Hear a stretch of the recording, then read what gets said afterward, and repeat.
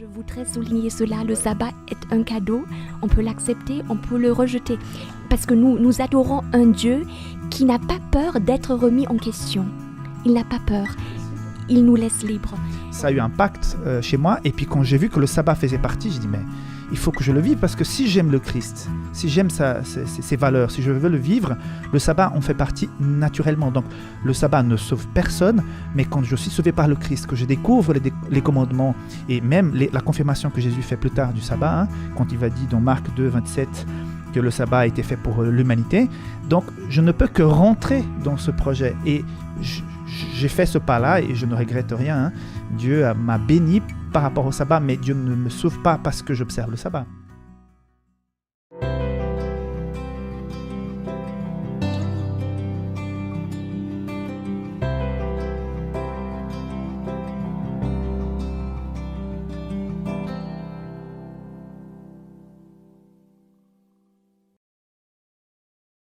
Alors, chers auditeurs d'Espoir Média, vidéo, internet et radio, c'est un énorme plaisir de vous retrouver pour cette 9e leçon d'École du Sabbat déjà. Toujours, bien évidemment, comme vous le savez, depuis le début du trimestre sur le thème de l'Alliance.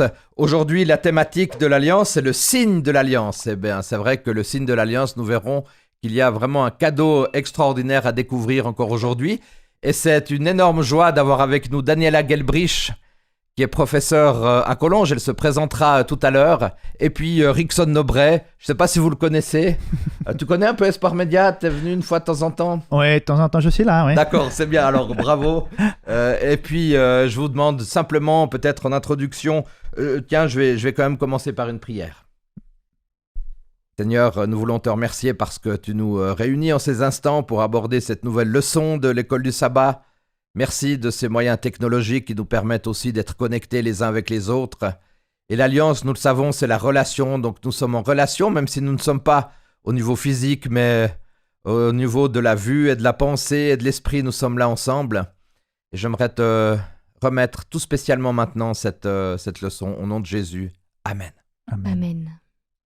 Voilà, Daniela, je pense qu'on te connaît aussi, mais dis-nous quelques mots pour te présenter. Voilà, je m'appelle Daniela Gelbrich et en ce moment, j'enseigne l'Ancien Testament et l'Hébreu à Collonges, à notre faculté de théologie adventiste. Et je viens d'Allemagne, c'est pourquoi j'ai un petit accent. Très bien. C'est passionnant quand même de connaître vraiment les fondements de cette lettre hébraïque, non? Absolument, c'est ma passion de lire l'Ancien Testament, la Bible hébraïque en hébreu. Il y a une richesse derrière les mots en hébreu qu'on ne peut pas traduire en français, en derrière anglais. Les formes aussi.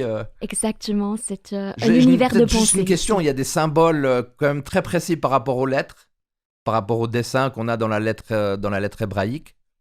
Voilà, c'est-à-dire les lettres, au début, c'était des pictogrammes. Oui. C'est-à-dire le bet, baït, ça représente une maison, par exemple, voilà. Ah, voilà. Et maintenant, voilà, ça représente B. Mais voilà, c'est un système de pensée totalement différent d'une autre. Alors, Rickson Nobret, voilà, Espoir Média, c'est ton domaine, c'est ta maison. Mais dis-nous un peu, présente-nous quand même, dis-nous quelque chose de toi. Alors, je suis d'origine brésilienne. J'aurai aussi un petit accent, comme elle vient de dire. Je suis pasteur, je suis actuellement à Bienne et à Neuchâtel-les Hispaniques. Et j'ai la joie de servir la Fédération Suisse romande depuis une dizaine d'années. Et depuis, je crois, 2016-2017, nous avons commencé les projets pour Espoir Média. Et de vivre cette expérience actuellement, c'est vraiment une grande bénédiction. Je suis marié et père de 2 enfants. Voilà. Dis-nous comment avait commencé quand même Espoir Média dans un contexte particulier. Et ça, je trouvais que le Saint-Esprit était là. Alors Dieu, il savait les choses bien à l'avance. Donc déjà en 2016 et 2017, il y a eu cette idée de créer un centre média. Au-delà d'avoir un département de communication, avoir un centre média. Et de fil en aiguille, on a beaucoup travaillé. C'est dans un couloir à côté de cette salle que pour la première fois, nous avons prié pour un centre média en 2017. Et petit à petit, les choses se sont organisées. Nous avons trouvé les fonds. Surtout, la vision de la fédération à l'époque a été la bonne. Et quand on a vraiment démarré, tout était prêt, c'était au mars 2020, quand la pandémie a commencé, en tout cas ici en Suisse. On a eu donc toutes ces églises fermées, et tout à coup, il n'y avait qu'une seule église ouverte, c'était l'église virtuelle d'Espoir Média. Donc, on a vu que Dieu a travaillé pour ça bien en amont. En tout cas, c'est ce que disent beaucoup de personnes. Je crois que c'est Einstein et d'autres. C'est le hasard, c'est l'anonymat de Dieu, en fait. Exactement. Merci pour cette présentation. Donc, on est très content de pouvoir aborder ce thème du signe de l'Alliance. Alors, vous l'avez compris, à travers le signe de l'Alliance, nous aurons la découverte du sabbat. Alors, tout de suite, j'aimerais vous poser la question aux deux, parce que ça me semble important d'avoir votre retour et votre témoignage. Daniela, si on vous dit le sabbat, quelle est la première idée qui te vient à l'esprit à travers ce jour merveilleux? Pour moi, c'est une trêve dans le rythme frénétique de la vie. C'est un cadeau qui vient de Dieu pour le rencontrer, pour rencontrer l'autre. Donc, c'est vraiment un repos de qualité dans cette vie qui bat à son rythme, qui va très très vite. Donc, un cadeau. Mais je me permets de te poser la question, elle est peut-être... je ne l'avais pas mis dans la préparation, mais si quelqu'un, par exemple, vient vers toi et te dit « Ok, moi, je trouve magnifique de me reposer un jour », mais qu'on te dit « Ouais, mais je peux le faire le dimanche ou je peux faire un autre jour », est-ce que toi-même, au niveau théologique, tu aurais quelque chose à répondre à cette personne qui te dirait ça? Oui, c'est-à-dire, moi, personnellement, je rattache bien sûr le sabbat à la création, à ce rythme de 7. C'est ça. Parce que ce rythme de 7, il est ancré en nous et partout dans le monde, partout dans juste. toutes les cultures, on a ce rythme de 7. La semaine est composée de 7 jours. Ouais. Et en fait, les mois sont rattachés à une donnée physique cosmique et l'année aussi. Mais le rythme de 7, il est un peu arbitraire, il est là. Mais il est quand même là, ancré en nous. Et voilà, ce rythme de 7, le 7e jour, c'est le Shabbat, donné par Dieu lors de la création. Mais là, c'est la Bible qui nous parle de cela. C'est pas moi qui j'invente. Non, bien sûr. Voilà, il y a un fondement biblique derrière tout cela. Donc, le 7e jour, c'est un jour que Dieu met à part pour l'humanité. C'est vraiment un cadeau, un don à l'humanité. Alors, et toi, Rickson, cette première idée du sabbat qui te vient à l'esprit, c'est laquelle? C'est la relation. Je suis né dans une autre confession religieuse. J'ai découvert le sabbat à 17-18 ans et ça m'a énormément marqué. Et même aujourd'hui, je n'arrive pas à m'imaginer sans le sabbat à chaque semaine. Quand il y a le culte à la maison le vendredi soir pour le coucher du soleil, quand il y a la rencontre avec les frères et sœurs de sabbat à l'église, quand on sort pour se balader dans la nature, faire une activité. Sabbat dernier, j'étais dans une ville en train d'inviter les gens à apprendre des livres pour qu'ils parlent de la spiritualité. J'étais là avec les frères et sœurs. Donc, c'est une relation avec Dieu, avec la famille, avec les frères et sœurs qui est très, très importante. Donc, sabbat pour moi, c'est relation. C'est aussi intéressant que tu n'as pas toujours eu cette conception, mais que c'est venu vraiment dans ton expérience. Oui, tout à fait. Après, peut-être que je pourrais vous parler de mon premier sabbat. Je me souviens jusqu'à aujourd'hui. La première fois que j'observais le sabbat, c'était quelque chose assez différent. Rickson, est-ce que tu serais d'accord de lire Exode chapitre 31, versets 12 à 18? Oui. Alors, Exode 31, 12 à 18. L'Éternel dit à Moïse, « Transmets ces instructions aux Israélites. Vous observerez bien mes sabbats, car ce sera entre moi et vous, au fil des générations, un signe auquel on reconnaîtra que je suis l'Éternel, que vous considère comme saint. Vous respecterez le sabbat, car il est saint pour vous. Celui qui le violera sera puni de mort. Oui, toute personne qui accomplira un travail ce jour-là sera exclue de son peuple. Pendant 6 jours, on travaillera, mais le 7e jour est le sabbat, le jour de repos, consacré à l'Éternel. Toute personne qui accomplira un travail le jour du sabbat sera punie de mort. Les Israélites respecteront le sabbat en célébrant au fil des générations comme une alliance éternelle. Ce sera entre moi et les Israélites un signe qui devra durer à perpétuité. En effet, en 6 jours, l'Éternel a fait le ciel et la terre, et le 7e jour, il s'est arrêté et s'est reposé. Lorsque l'Éternel eut fini de parler à Moïse sur le mont Sinaï, il lui donna les 2 tables de témoignage, tables de pierre écrites du doigt de Dieu. Avant qu'on puisse réfléchir plus longuement à ce texte, merci Rickson pour la lecture, puisqu'on parle aussi d'un message aux Israélites, moi j'aimerais juste accentuer le fait, on ne va pas relire le texte comme ça, mais qui est très clair, c'est dans Genèse 2. J'aimerais m'adresser à toi, Daniela, et puis voir quelle est aussi ta pensée, Rickson. quand même ce texte de Genèse 2 qui nous montre que ce sabbat a été voulu pour toute la création en fait. C'est pas seulement pour une nation, c'est pas seulement pour un peuple, c'est vraiment pour le monde entier. Et ça c'est très important à le dire parce que très souvent j'entends dire que voilà c'est pour les juifs ou pour une certaine catégorie. Non, Genèse 2 nous montre que c'est pour tout le monde. Ce jour a été béni et sanctifié. Est-ce que tu peux confirmer ça? Qu'est-ce que tu aurais peut-être envie de rajouter? Oui, le sabbat, en fait, Shabbat, ça vient d'une racine Shabbat qui veut dire cesser, Oui, donc se reposer. d'accord. Donc là, le sabbat est rattaché à la création et c'est le début de l'histoire de la famille humaine. Donc Voilà. ça touche toute la famille humaine d'après la perspective biblique. Donc c'est universel. Universel. Et là, on n'a pas encore la descendance d'Abraham. Hein. Elle n'est pas encore Ouais, là. ça. On a Adam et Ève, le premier couple, les premiers humains. Donc Ah oui. le sabbat a un côté universel, un cadeau à toute l'humanité. Magnifique. Donc cette présentation, c'est quelque chose d'universel.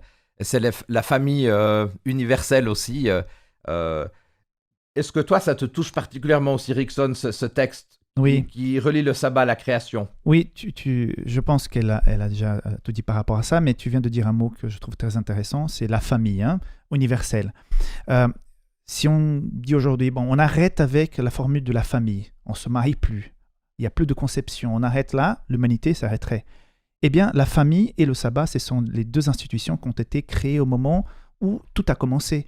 Donc, si la famille est fondamentale aujourd'hui pour qu'il y ait relations humaines, qu'il y ait l'humanité et tout, le sabbat est aussi important parce que c'est la relation avec Dieu. Donc, encore une fois, je reviens à ce mot relation, mais je pense qu'en le voyant déjà à la création, ça veut tout dire.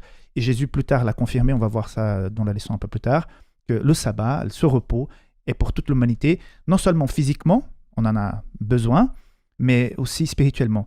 Je crois que l'être humain, il a une place dans son être qui est réservée à Dieu. Si cette place n'est pas prise, n'est pas occupée par la foi, par Dieu, il y a quelque chose qui manque. Et on va chercher ailleurs, mais ça ne va jamais combler ce vide. Et le sabbat crée cette relation avec le Créateur. C'est un arrêt à chaque semaine pour pouvoir vivre davantage avec son Créateur. Et ça donne un sens à l'existence. En tout cas, le sabbat m'a donné un sens profond de qui je suis, du projet que Dieu avait pour ma vie. Et tu l'as dit, la relation, c'est vraiment la thématique de l'alliance. En fait, le mot bérit signifie relation. Donc, on a la relation par excellence à travers le sabbat. Oui, et j'ai envie de dire que le sabbat a survécu la chute, la rupture entre Dieu et l'humanité. Il est là jusqu'à l'heure actuelle. Tout à fait. Et après la chute, le sabbat est rattaché à la création. Il nous rappelle nos origines et c'est important. Il faut savoir d'où nous venons. C'est très très important. Ça nous donne une dignité inégalée. Nos racines. Exactement. Et de l'autre côté, le sabbat est rattaché à l'exode, à la rédemption. Donc il y a les deux côtés. Et l'être humain appartient à Dieu grâce à la création, mais il appartient également à Dieu grâce à la rédemption. Donc il y a ces deux côtés relationnels qui s'inscrivent dans le cadre de l'alliance. Création, rédemption. D'ailleurs, 6e jour, l'homme et la femme ont été créés. Et le 7e jour, ils ont déjà pu se reposer. Il n'y a pas beaucoup d'œuvres là derrière. Hein. C'est vraiment, on voit qu'il y a l'idée de la grâce et de la rédemption. En même Exactement, Oui, exactement. oui. Je rajoute aussi par rapport à ce qu'a dit Daniela, il y a la question de l'avenir. Le sabbat aussi, il est présent même dans le livre de l'Apocalypse qui parle de la nouvelle terre. Donc, c'est une relation éternelle qui a commencé à la création, mais qui va même au-delà de cette ère, qui va perdurer pour l'éternité. Et même, je comprends ça quand je lis Ésaïe 66 et l'Apocalypse, il y aura régulièrement cette rencontre, cette relation avec le Créateur pour l'éternité. Et ça, c'est assez réconfortant. Tout à l'heure, Rickson, tu parlais de la famille, tu parlais aussi, Danielle, elle a parlé bien évidemment aussi, la famille, aussi le sabbat. J'ai trouvé intéressant, peut-être les auditeurs vous en souvenez, je ne sais pas, mais on avait aussi ce moyen technologique par satellite, d'avoir les conférences par satellite.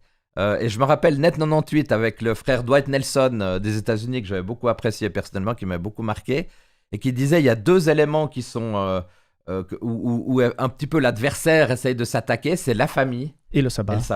Et j'ai trouvé intéressant parce que c'est deux éléments déjà dans la création qui sont attaqués par aujourd'hui. L'attaque contre le sabbat n'est pas nouveau, ça a commencé depuis des siècles. Mais je constate actuellement que les attaques vis-à-vis de la famille sont de plus en plus fortes. Donc, on essaye par tous les moyens de détruire le modèle familial tel comme Dieu l'a conçu. Et ça déstabilise et la société et les personnes et aussi la relation avec Dieu. Donc, Malheureusement, il me semble qu'on n'a pas beaucoup des meilleures statistiques dans les églises qu'à l'extérieur par rapport au divorce. Donc, c'est pas le thème, la famille aujourd'hui, mais c'est vrai que ça fait réfléchir quand ça même. fait réfléchir. Oui, mais si la famille s'effrite, il y a aussi la solitude qui grandit. Et la solitude, c'est un fléau actuellement partout dans le monde. Hein. Les psychologues tirent la sonnette d'alarme aussi. Hein. La solitude, l'être humain tout seul, l'individualisme. Là, il y a des conséquences. La précarité aussi. Absolument. Oui. Il y a Et beaucoup de... Une chose très simple, une fois, j'ai voulu faire une assurance et la dame m'a posé des questions par rapport à ma voiture et tout. Et après, elle a dit, vous êtes marié, monsieur? Vous avez des enfants? J'ai dit, mais quel rapport avec mon assurance? Et elle dit, les gens qui sont mariés, ils font moins de bêtises, monsieur. J'ai dit, ah d'accord. Donc, quand tu es dans le cadre de la famille, tu passes du temps à des choses qui sont plutôt essentielles dans la relation avec la personne qui est à côté de toi, dans l'éducation des enfants. Donc, tu prends plus de temps à des choses qui font un peu plus de sens et tu as moins de temps peut-être à tomber dans des pratiques, dans des choses qui vont affecter donc, la vie de la personne après. Donc, c'est par rapport à la solitude, ça Oui. a une relation. Et l'amour se vit dans les relations. Exactement. On ne peut pas vivre l'amour tout seul. On a besoin d'une famille pour vivre l'amour, Tout à fait. d'une communauté des êtres humains. Parce que sinon, fait. comment vivre l'amour hein? Alors les personnes célibataires qui souhaitent aussi s'engager, ils ont aussi des amis, ils ont des personnes avec qui ils peuvent avoir des relations, mais je peux imaginer que c'est pas toujours simple non plus, il y a aussi de la souffrance derrière tout ça. Tout à fait. Et le sabbat, justement, dans le cadre de notre étude, montre que le fait de s'arrêter et d'être en famille chrétienne le jour de sabbat. Moi, j'aime beaucoup l'église. Moi, quand je ne vais pas à l'église un sabbat, même en vacances, ça me fait bizarre. Parfois, je vais en vacances dans des églises où personne ne me connaît, je ne connais personne. J'arrive, je suis bien, j'aime bien parce que je suis en famille. J'ai besoin de cette relation. Donc, je pense que le sabbat et le fait d'avoir une famille spirituelle est très importante pour les gens qui sont en seuls. Oui, absolument. Merci. Alors, tout à l'heure, ça a été lu tout à l'heure. Hein, j'aimerais aborder juste un petit commentaire sur le verset, notamment le verset 13, lorsqu'il est dit « C'est là un signe entre moi et vous, de génération en génération, le signe que moi, l'Éternel, je vous rends saint. » Ça aussi, de génération en génération, c'est intéressant parce que ça montre véritablement qu'il y a vraiment cette volonté de passer le relais, le témoin. Le signe de l'observance du sabbat constituait le signe de l'alliance du Sinaï, Exode 20, versets 8 à 11. Tout comme l'arc-en-ciel, qui était le signe de l'alliance avec Noé, la circoncision avec Abraham. Et je vous rends saint, ce qui signifie qu'Israël a pour vocation de rendre un culte à l'Éternel. C'est ce que rappelait le sabbat en tant que jour de repos et de culte. Alors, Daniela, quelle est l'importance véritable de ce signe ? Voilà, c'est un signe. En tant que signe. Oui, c'est un signe de l'alliance, mais aussi un signe d'appartenance. Parce que dans le livre de l'Exode, on a un Dieu qui libère l'être humain de l'esclavage. Ensuite, il y a alliance au cœur du livre de l'Exode. Cette alliance est donnée, c'est une alliance unique entre Dieu et l'humanité. Elle est vraiment unique dans l'histoire de l'humanité. Ensuite, on a adoration, on a le sanctuaire. Donc, le sabbat est donné. Juste dans 15 jours, on parlera du sanctuaire. Hein. Absolument. Et puis tu seras là, Daniela, pour le sanctuaire. Rickson aussi, d'ailleurs. Donc, voilà. Absolument, absolument. Donc, le signe d'appartenance, j'appartiens à Dieu et ce Dieu occupe la première place dans ma vie. Donc, j'adore le jour du sabbat. C'est un jour donné pour nous, pour Dieu et moi, pour nous en tant que famille humaine. Donc, j'appartiens à Dieu et c'est un signe d'amour, c'est un signe de liberté, parce que l'alliance, c'est la liberté retrouvée. Tout à fait. Alors, verset 14, vous observerez donc le jour du repos, car il est saint pour vous. Celui qui le profanera devra mourir, car quiconque fera un travail ce jour-là sera retranché du peuple. Alors, Rickson, c'est pas un peu dur comme parole, franchement? Oui, si tu prends comme ça, hors son contexte, on peut dire, mais c'est quoi ce Dieu? Mais quand on voit, surtout quand on prend des textes difficiles comme ça, il ne faut jamais juste s'arrêter sur le texte, il faut prendre le contexte, l'histoire et tout ça. Là, on est dans un contexte de construction du temple. Vous voyez qu'il y a deux parties de l'Exode qui vont travailler sur la construction du temple, comment on doit faire les choses, après comment on doit s'habiller, comment on fait les rites et tout ça. Entre les deux, donc, il y a le veau d'or. Et là, on est à la fin de cette première partie Et j'étais en train de chercher justement par rapport à ce verset. Donc j'ai ici une prof d'hébreu qui va me dire si je suis dans la bonne voie. Donc le mot ouvrage vient d'un mot qui s'appelle melaka, c'est ça? Oui. Et donc, si j'ai bien compris, j'ai vu aussi les commentaires d'autres auteurs, c'est que là, il est question d'ouvrage du temple. Imaginez-vous, pour essayer d'expliquer l'importance de ce texte, imaginez-vous qu'un jour, vous découvrez que je suis pasteur, mais en même temps, je fais du trafic de drogue. Vous allez dire, mais c'est incompatible, ça joue pas. Comment tu peux être pasteur et en même temps faire un truc pareil? Mais peut-être quelqu'un va dire, non, mais c'est pas grave, il n'a pas bien réfléchi et tout. Moi, je dirais, ça ne joue pas. Je ne peux pas être pasteur et en même temps faire un truc pareil. Donc, il faut que l'administration dise, mais je suis désolé, Rickson, t'aimes bien, mais ça ne joue pas. Tu ne peux plus exercer le ministère pastoral parce que c'est tellement contraire à ce que tu dois prêcher. Là, on devrait cesser l'ouvrage, surtout en relation à la construction du temple. Imaginez-vous, on est en train de construire un temple qui est pour honorer Dieu, où le sabbat est au centre de l'adoration, et tout à coup, le jour du sabbat, on continue de travailler pour ce temple. Ça ne joue pas. Il y en a un peuple qui sort de l'Égypte, un peuple qui a été complètement phagocyté, contaminé par les pratiques. Ils sont dans un processus d'éducation, et parfois, quand on explique quelque chose à un enfant de 3-4 ans, tu dois utiliser un langage qui soit capable d'entendre. Et je ne vois pas partout dans la Bible des gens qui... parce qu'il n'a pas bien observé le sabbat, la foudre lui tombe sur la tête, il est mort sur le coup. On ne voit pas ça. Et il y a des gens qui n'ont pas respecté le sabbat. La nation entière s'est éloignée de Dieu. Ce n'est pas pour ça qu'ils sont tous morts parce qu'ils n'ont pas observé le sabbat. Donc là, c'est un rappel très fort. Cessez vos ouvrages que vous avez l'habitude de faire depuis l'Égypte parce qu'ici, vous avez besoin d'une relation, d'un moment spécial. C'est comme ça que je vois ce texte. Daniela, peut-être tu as d'autres éclaircissements? Non, je souscris entièrement. Et j'ai envie de dire, oui, de souligner que les Hébreux étaient esclaves.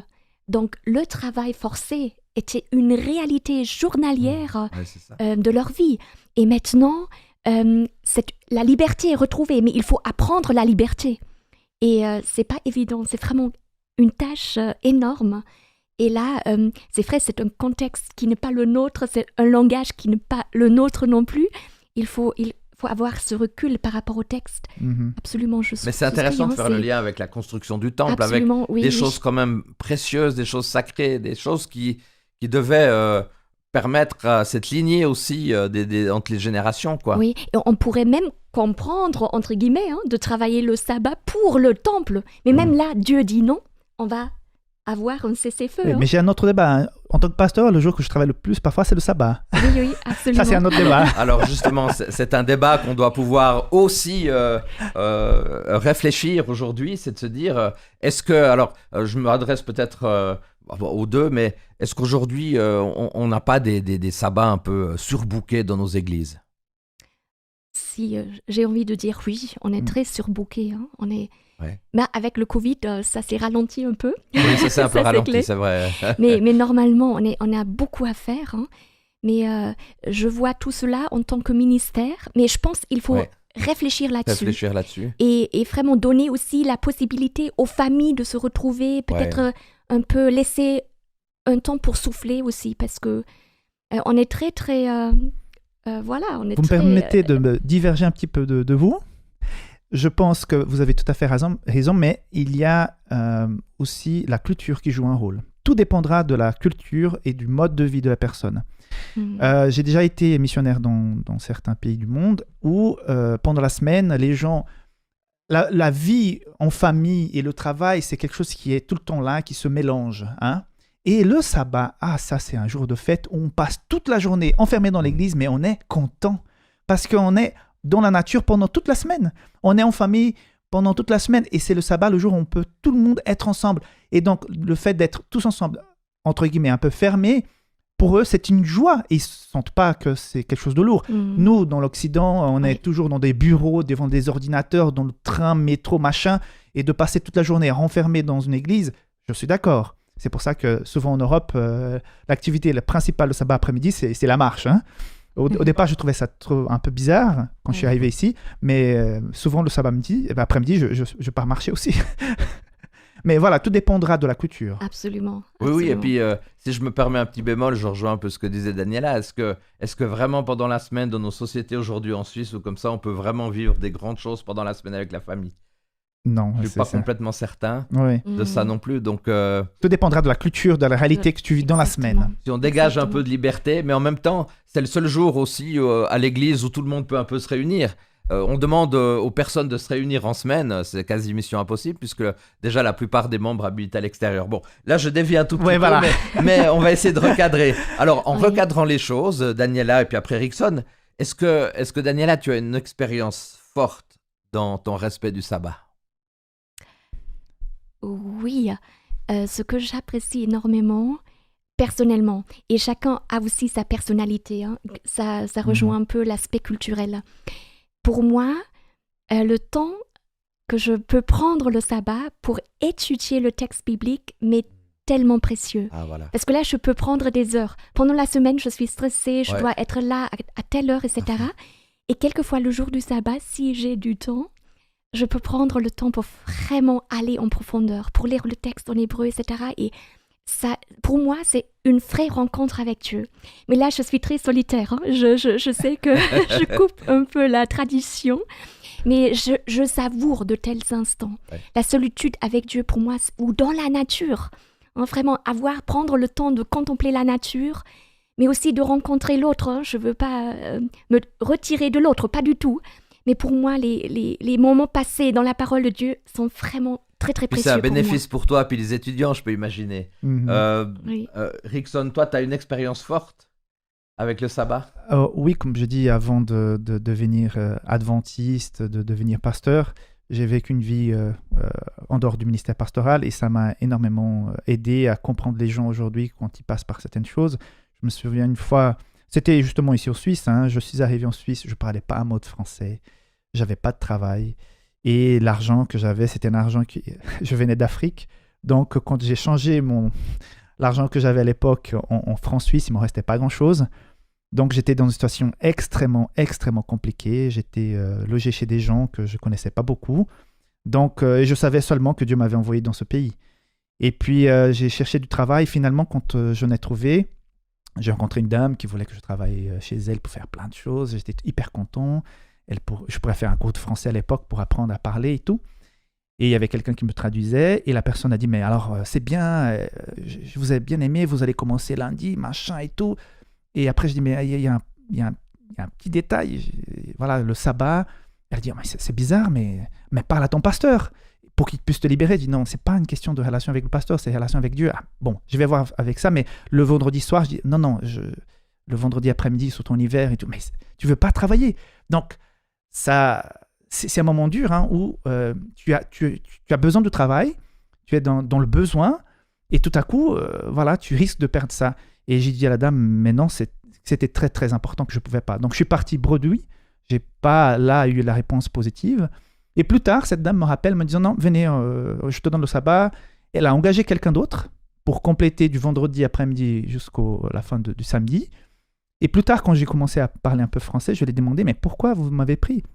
Elle a dit, mais en discutant avec vous, après j'ai parlé avec mon mari, je lui ai dit, mais il avait tellement de conviction que je pense qu'on peut lui faire confiance. Donc, à quelque part, le sabbat, pour faire court, hein, cet attachement au sabbat m'a permis plus tard d'avoir le travail parce qu'il y avait une conviction et j'étais prêt à tout perdre par rapport à ça. Donc, ils ont compris qu'il y avait peut-être une force de caractère là qui recherchait. Et puis, j'ai eu une très bonne relation avec ces gens. Ce sont des amis.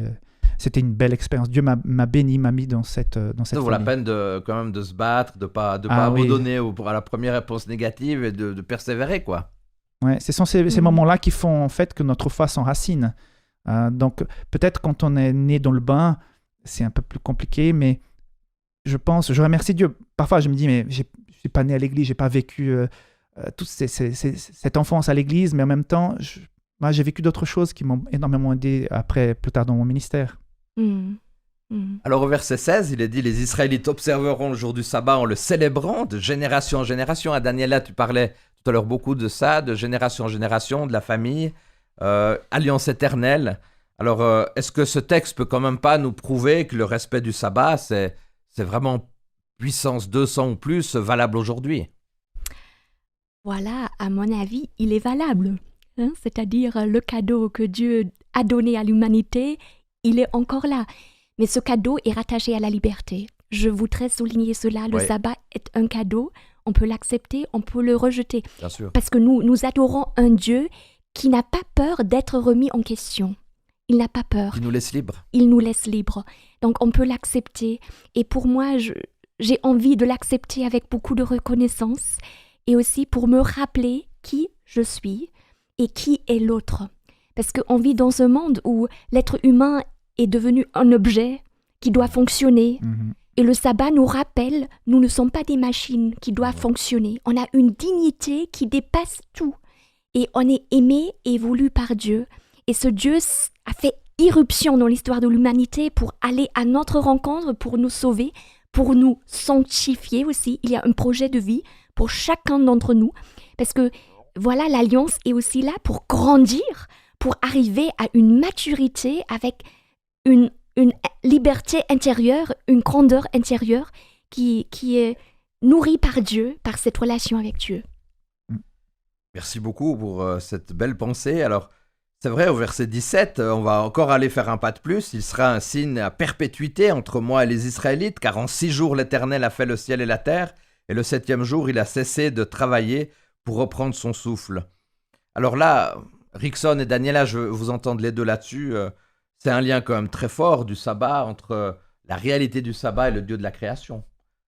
Effectivement, je pense qu'il faut placer le sabbat dans un contexte de guerre spirituelle. Je vois depuis que c'est inconnu, c'est passé dans le cœur de Lucifer. Il y a donc ce conflit qui commence au ciel, qui va être transféré sur la terre et qui va jusqu'à la fin des temps, qui sera réglé seulement avec le retour de Jésus. Et quand on prend la ligne du temps, on en a déjà dit ici tout à l'heure, il y a la famille et le sabbat qui sont très importants. Et on parlait tout à l'heure du signe du sabbat, c'est très important les signes. Hein. On peut vouloir se dégager, mais dès qu'on se lève, dès qu'on sort, on dégage un message, on porte sur nous des signes. Et le sabbat a cette force, comme tu as dit tout à l'heure, Daniela, d'appartenance. Et pour moi, la plus grande appartenance que le sabbat m'apporte, c'est que j'appartiens au Dieu de la création. Ce n'est pas n'importe quel Dieu, ce n'est pas un Dieu, c'est la création qui montre... C'est comme la carte d'identité, hein. Tu peux dire ce que tu veux, mais pour prouver qui tu es, tu dois montrer ta carte d'identité. Et là-dessus, il y a le nom, ça te dit qui sont tes parents, ça dit où tu es né, ton pays, ta culture. Donc, pour moi, le sabbat, c'est une carte d'identité qui me rattache au Dieu de la création, donc au Dieu qui a fait toute chose, qui est le vrai Dieu, quoi. Alors Daniela, est-ce que, je vais être peut-être un peu dur, mais est-ce que si on n'observe pas le sabbat, ça signifierait presque qu'on est en train de ne plus respecter ce Dieu de la création? Quelle question quand même, Dominique. Quelle question, oui. Je vais peut-être un peu trop loin, mais voilà, je trouve que ça me semble quand même important au moins d'en parler. Bien sûr, bien sûr. Oui. Je pense, dans notre monde, il y a beaucoup de chrétiens qui n'ont pas encore découvert le sabbat. C'est ça. Il faut les respecter. Il ne faut pas juger, exactement. Bien évidemment. Il ne faut pas porter un jugement sur eux. Mais c'est peut-être aussi la contribution de l'Église adventiste, le sabbat. Le rappel du sabbat, la beauté du sabbat, la profondeur du sabbat. On est là pour partager. On n'est pas là pour imposer. On est là pour partager. Mais dans la perspective biblique, le sabbat est rattaché au Dieu créateur. Et ce Dieu créateur a un nom. Dieu a un nom et c'est Yahvé. Et il est compatissant, il est clément, il a grand en liberté, grand en amour, etc. Et on est là pour porter ce nom. Donc le sabbat est rattaché à l'existentiel, à ma personne, à ma manière d'être. Parce que ce Dieu a un nom. Il est quelqu'un. Bien sûr. Et voilà. Moi, j'inscris cela dans le partage. Il faut rappeler à l'humanité, parce que l'humanité a perdu le sabbat de vue, c'est clair. Hein? Ouais. On est dans un contexte sécularisé, mais il faut peut-être rappeler la beauté du sabbat, aussi de se retrouver. Cette quête d'identité que nous avons tous, elle peut se retrouver, l'identité est créée grâce au sabbat. Donc ce signe d'appartenance, je pense on a beaucoup à partager. il faut le partager d'une manière intelligente. Et, Tout à fait. Moi, voilà. je connais de plus en plus de personnes qui découvrent le sabbat, en fait. Oui. Quelle que soit l'église, hein. Mhm. Quelle que soit l'église chrétienne, qui sont en train de faire une profonde réflexion. Peut-être juste un mot encore, parce que ça, je ne l'avais pas prévu au départ, mais il faut dire quand même que le transfert du sabbat au dimanche a été un transfert historique, puisque jusqu'à une certaine période, peut-être Daniela pourra me donner la date exacte, Rickson aussi, je pense, mais vers le 3e, 4e siècle, on observait le sabbat, et puis après, il y a eu quand même ce transfert historique sous Constantin, où pour finir, il y avait tellement dans son empire d'adorateurs du soleil, de païens, qu'il fallait changer de jour. Et le dieu du soleil, c'est le Sonntag, etc. Est-ce que tu confirmes, est-ce que vous confirmez cette réalité quand même, qui au départ était quand même un transfert historique? Oui. Absolument. Je pense que quand on lit le livre d'Apocalypse, déjà, Apocalypse 1, 10, il a reçu la vision le jour de sabbat. Donc, on est en train de parler de 60 ans après Jésus. Et là, le sabbat était quelque chose d'assez présent. Donc, dans le 1er, 2e et 3e siècle, l'Église, les chrétiens, ils observaient le sabbat. Ouais. C'est petit à petit, dans le 4e siècle, où on n'a pas voulu nous mélanger avec... Les chrétiens n'ont pas voulu se mélanger avec les Juifs, parce que les Juifs étaient toujours donc, très attachés au sabbat, et les chrétiens aussi. C'est Mais ça. pour faire cette petite séparation, on a dit, mais on observe les deux. Et finalement, on n'observe aucun. Donc, je pense que tu peux compléter, Daniela. Oui, absolument. Et j'ai envie de rajouter que on voit le pouvoir de la tradition par rapport au dimanche, parce que le dimanche s'est incrusté dans la mémoire de l'humanité. Aujourd'hui, c'est vrai, dans la langue de tous les jours, on parle d'une année sabbatique, donc le sabbat, il est là, en quelque sorte. Mais on a perdu l'essence. Et voilà, et on est invité à redécouvrir la dignité du sabbat. Daniela, C'est tout vrai, à c'est l'heure, historique. Hein, dans ce la changement réalité de- Shabbat, tu disais, la définition c'est... Shabbat veut dire cesser, Voilà. se reposer. Est-ce qu'on aussi. peut dire aujourd'hui, j'ai eu un auteur adventiste qui est maintenant décédé, qui a écrit sur le sabbat, qui disait que Dieu, il s'est pas arrêté parce qu'il était forcément fatigué, mais c'était un peu comme un artiste qui s'arrête pour contempler son œuvre.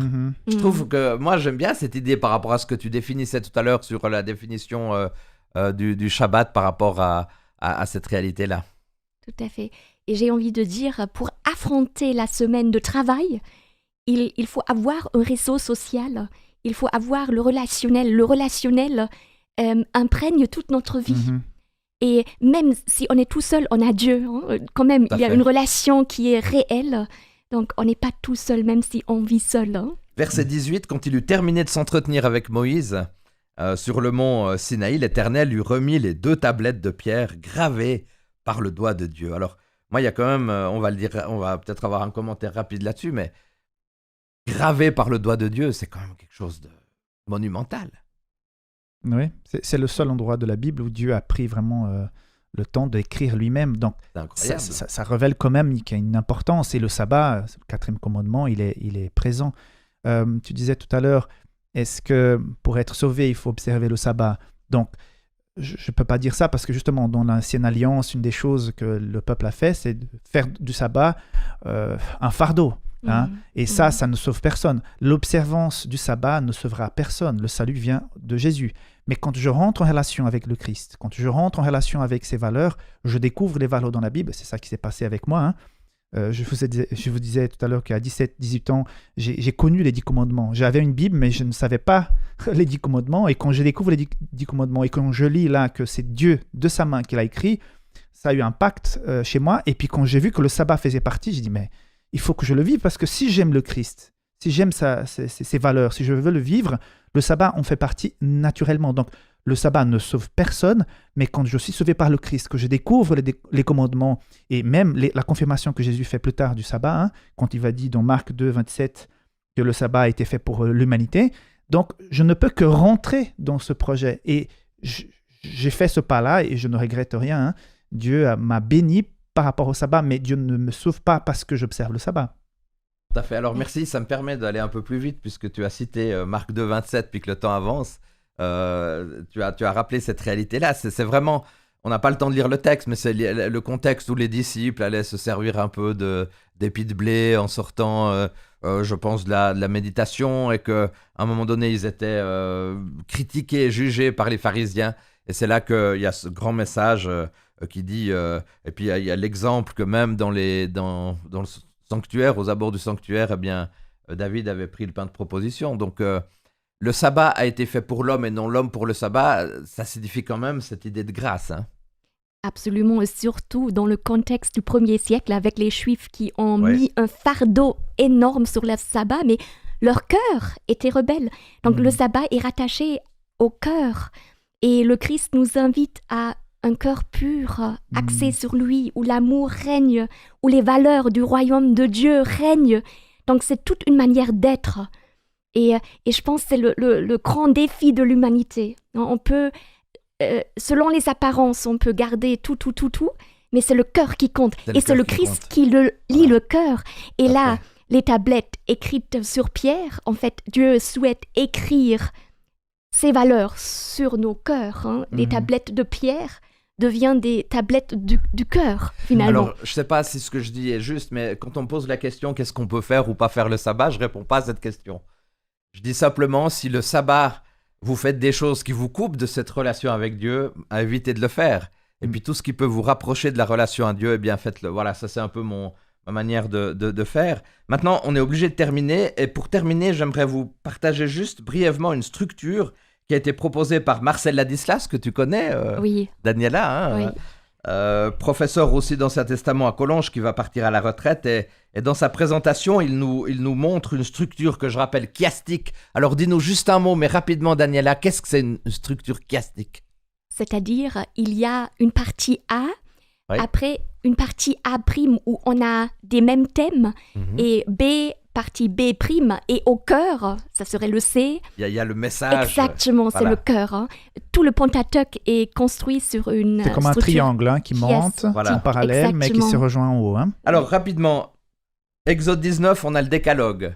Comme tu l'as très bien justement dit, j'essaie d'être un bon élève, de bien répéter ce que tu nous as dit, Daniela, le point A.